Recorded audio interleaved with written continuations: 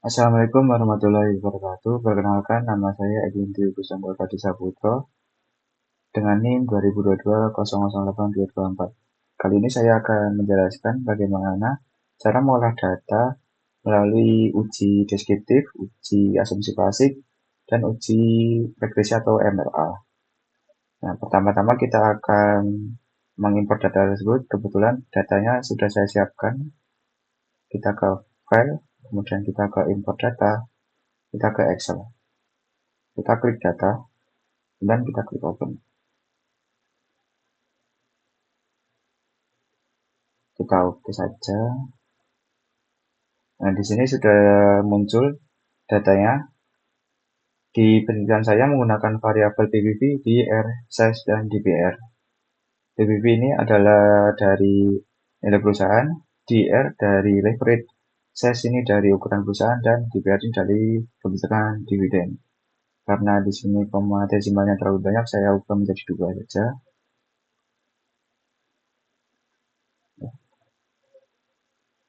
Oke. Kemudian kita langsung saja ke uji deskriptif. Kita ke menu analyze, deskriptif statistik, kemudian ke deskriptif. Nah, di sini semua variabel kita pindah ruaskan dari ke sebelah kanan. Kita klik OK. Terus muncul nih hasil dari deskriptif statistiknya. Menampilkan nilai minimum, maksimum, mean, atau rata-rata dan standar deviation dari variabel yang saya gunakan.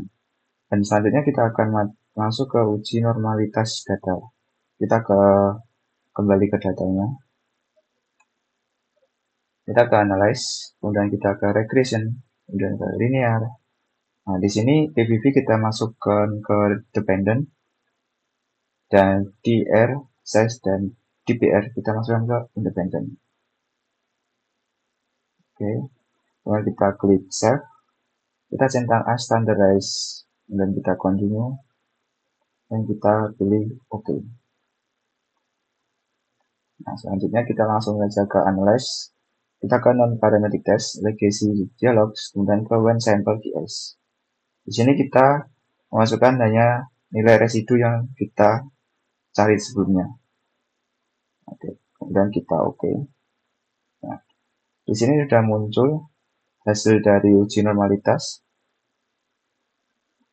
Disimpulkan data yang diuji ini data yang berdistribusi normal karena nilai asimptosiknya itu lebih dari 0,05. Di sini tertera yaitu 0,200.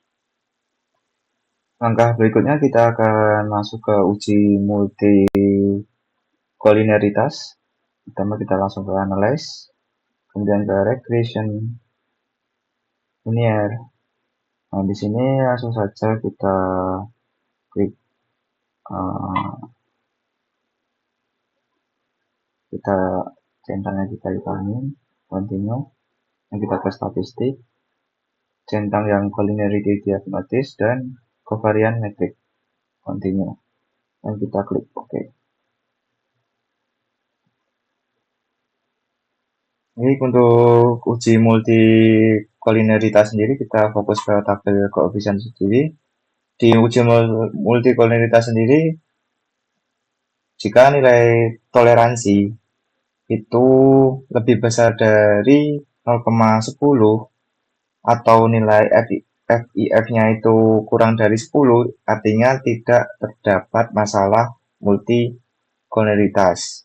Dapat dilihat di sini hasilnya yaitu nilai toleransinya semuanya nilainya lebih dari 0,10, dan untuk nilai FIF-nya itu kurang dari 10 juga. Maka dapat disimpulkan data ini tidak terdapat masalah multi-kolineritas. Setelah itu kita melakukan uji heterositas.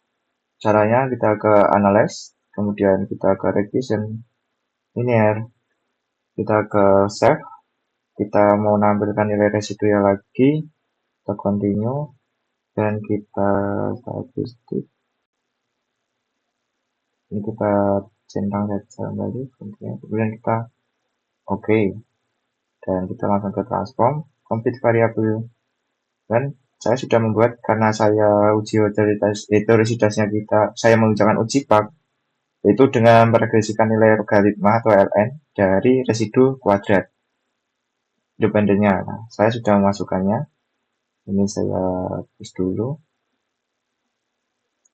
Saya ulang dari awal. Saya klik. Jadi saya buat namanya dulu. Terus habis itu di sini kita klik Alt. Kita cari yang ln. Kemudian kita naikkan. Ya, di sini kita masukkan nilai residu yang terakhir kita cari tadi, tampilan tadi. Dan kita pindahkan luas. Kemudian kita OK.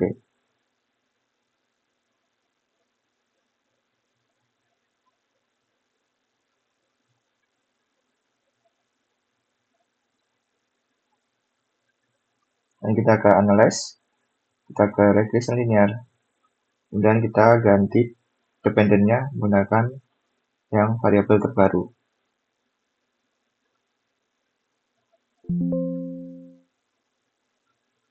Terus kita OK.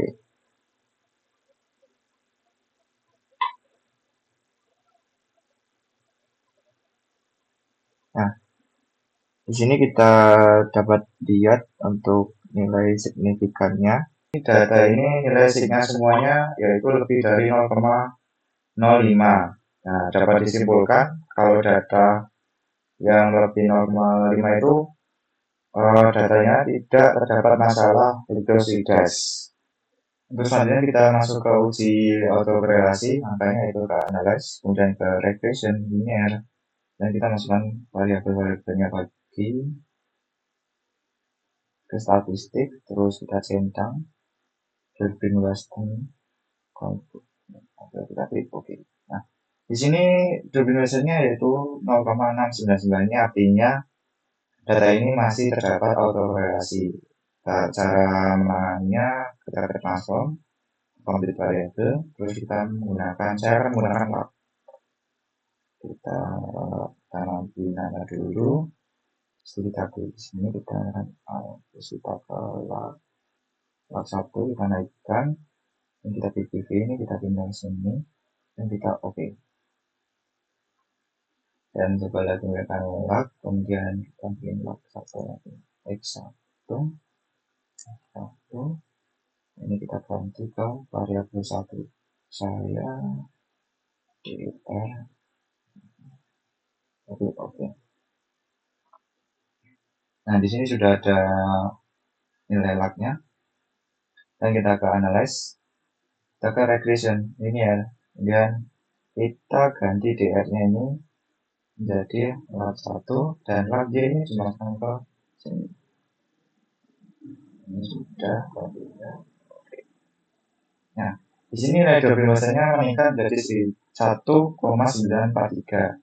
Artinya data ini sudah tidak ada autokorelasi karena nilai DU lebih kecil dari nilai DW dan lebih kecil lagi dari 4 dikurangi DU. Selanjutnya kita akan menguji regresi. Kita ke analyze, kemudian ke regression linear. Kita masukkan saja variabel y dan x-nya saja. Kita ke plot, spread ini masuk ke x, spreadsheet masuk ke y, kemudian continue. Terus kita klik OK. Nah, di sini kita sudah bisa lihat nilai R-square-nya. Ini artinya variabel independen ini mampu menjelaskan atau mempengaruhi variabel dependen, yaitu sebesar 59,2%. Dan untuk uji T-nya, uji T-nya sendiri yaitu bisa dikatakan variabel X dan X1 dan X2-nya sendiri itu mempengaruhi variabel Y karena nilainya kurang dari 0,05. Selanjutnya kita akan masuk ke uji MLA karena saya pakai moderasi. Kita ke menu transform terlebih dahulu, compute variabel, kita reset. Nah, kita bikin nama variabel terbarunya mx1 Di sini kita kalikan saja moderasi saya yaitu dpr dikali dengan I1 saya dan oke. Di sini sudah ada.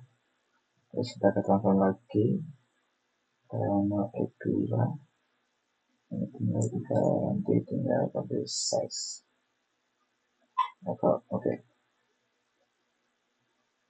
Hanya kita ke menu analyze, ke regression ini ya, dan kita masukkan moderasi yang tadi ke independen dan kita oke. Hasil dari uji MRA atau moderasi dilihat bahwa variabel moderasi mampu memoderasi X1 terhadap Y, dan untuk variabel moderasi yang kedua itu variabel moderasi tidak mampu memoderasi X2 terhadap Y karena nilainya lebih 0,05. Mungkin itu yang bisa saya sampaikan. Bila ada kesalahan atau kekeliruan dalam saya menyampaikannya, saya mohon maaf. Wassalamualaikum warahmatullahi wabarakatuh.